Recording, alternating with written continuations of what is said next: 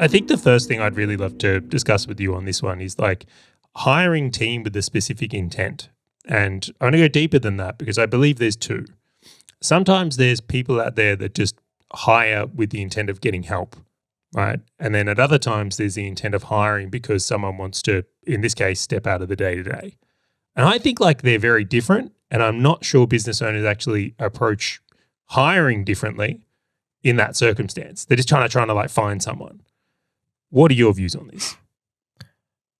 Yeah, I think I concur to an extent, but as business owners, we dive into the idea of business because we think we're going to generate more money and have more free time. And so we go, okay, well, the easiest way for us to do that is using leverage, which is people, where the entire goal is I just need more people to get me out. And I think that that's just a false fallacy. Wait, I actually think that the intent is you're telling me wrong. you can hire people and end up with less time? I haven't done that ever. Yeah, totally. But I actually think that the challenge is to that to use this example explicitly, the intent is completely incorrect. Like if you've got an intent for, I just want to be out of the day-to-day of the business, that's like saying I'm going to start a business because I want to generate $10 million. Like you're so far away from it that there's so many stages that you need to go to before you can even get there. Like the first intent, I kind of disagree with that. Go. I get where you're coming from in a big way there, but I'll express how I feel about this, and we'll pretend to be Jackie in this scenario here, right? If you're running a property management business, let's say, and you're going out there right now and you're just trying to fill the individual roles, but everything leads to you managing them. If you hire people in that capacity and keep hiring them, which is what I did in my first agency, by the way, the challenge that exists is that every time you hire someone, you build yourself deeper into management. So you hire another person, it's another person you've got to manage, you've got to then manage that team.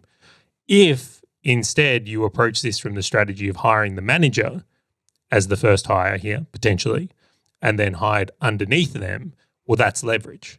That's where you're now building something which doesn't increase your time, it increases the manager's time as you hire further out. And I'll use another example here for the agency. When I had my first PPC agency, the way I was hiring and approaching hiring from the intent is going, cool, I need someone who can do ads, I need someone who can do copy, I need someone who can do images. And like every time I hired that person, I'm just running them through me, ending up with the time suck and what's a reference? Sucking my soul.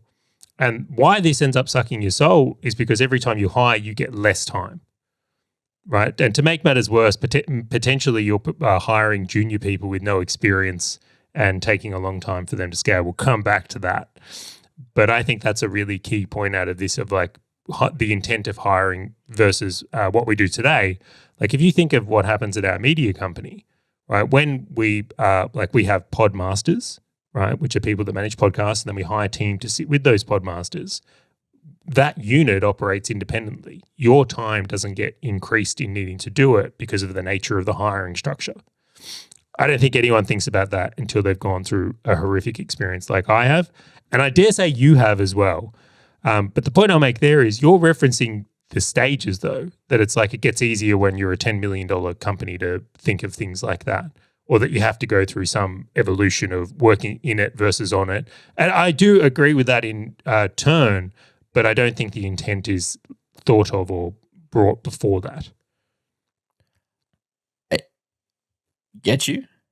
And I think we're saying the same thing because I would actually make the intent one layer deeper, which is where I was going to go, which is very in line with what you've got. So yes, my vision or my end goal is for me to get out of the day-to-day. Easy, done deal. But I can't go and hire, to your point, a manager and like their key objective is to get me out of the day-to-day. Like it has to be broken down into so much more finite success. There are creatures out there that can do it, but at this stage, it sounds like there are more struggles in Jackie's scenario that she needs to work through. And to use your management example, which I think is a great one, it's like, great, this management of this property management layer, that's what I need to do. And these are the things that you need to achieve to be successful in that role. But that's the outcome. That's the intent. I'm going to push back on that me. as well. I just look at it. The constraints often become cash. That's what we're really talking about in this construct Always. here is like, Always. you can completely hire a manager with the intent of your job is to keep me out of the day-to-day. I think that is a great intention. And if your manager knows that that is the grading system, like you're doing well if I'm not getting things loaded on my plate, I think that's a fantastic relationship setup. I really do. Defining the tasks that sit under that being successful, to your point, hugely important, but I'm down for doing that. The challenge for a lot of small business owners particularly is that they can't afford to hire that person first, or they don't think long-term enough first, where they hire all the other people and they are the manager role, is something that I see more commonly here. And that is the key point that I'm saying here. So we are saying it's a very similar thing. Like to go and grab what a lot of people call in the integrator, which we'll call that as that, like that's stages, but you need the people to do the thing. You need to manage the team. And then it's almost like you got to get yourself out.